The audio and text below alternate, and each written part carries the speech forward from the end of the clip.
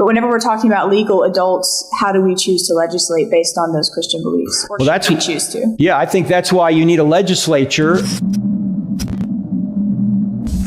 And how would you specifically apply this to the ideas that you were talking about today, say with transgenderism and being gay? How should we legislate on those matters whenever we're in a free nation, in a free country? Well, I think personally, with regard to children, Jesus said, anyone who causes these little ones to stumble, it would be better to have them have a millstone around their neck and thrown into the sea than if cause these little ones to stumble, right?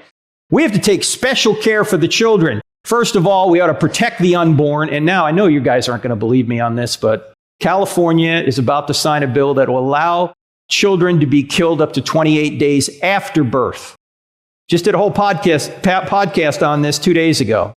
Okay, after birth. And a similar law is being passed in Maryland and just got passed in Colorado. If we're not going to stand up for children, who is? So that's one issue, life, because the right to life is the right to all other rights. If you don't have life, you don't have anything. We have to be for life, and we have to protect children. So I don't think any experimental treatments for gender dysphoria should be on children at all. I think we have to protect children. And interestingly, the president came out on Trans Visibility Day and said, you're all made in the image of God. And that's true.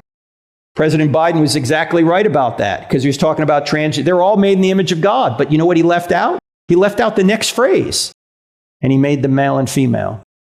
He just left that out. He quoted the first half of the verse and not the second.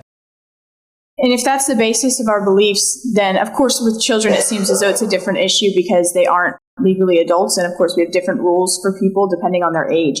But whenever we're talking about legal adults, how do we choose to legislate based on those Christian beliefs? Or should we choose to? Yeah, I think that's why you need a legislature. And as a Christian, I would argue that it's a free country. So if certain doctors want to do that to adults, you can say that that's up to them.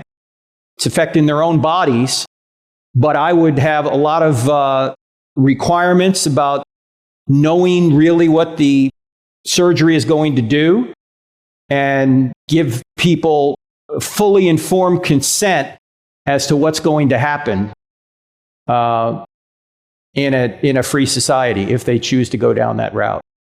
Right. Now, Dr. Paul McHugh, the guy I mentioned earlier at Johns Hopkins University, he was one of the ones that started transgender surgery, I think back in the 60s or 70s. He's a much older man now. And after a while, he said, we can't do this anymore. It's unethical. Even on adults. It's not having the desired effect.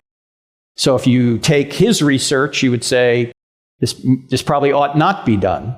But on the other hand, it is a free country. So you have to work that out in a legislature and figure out the right balance.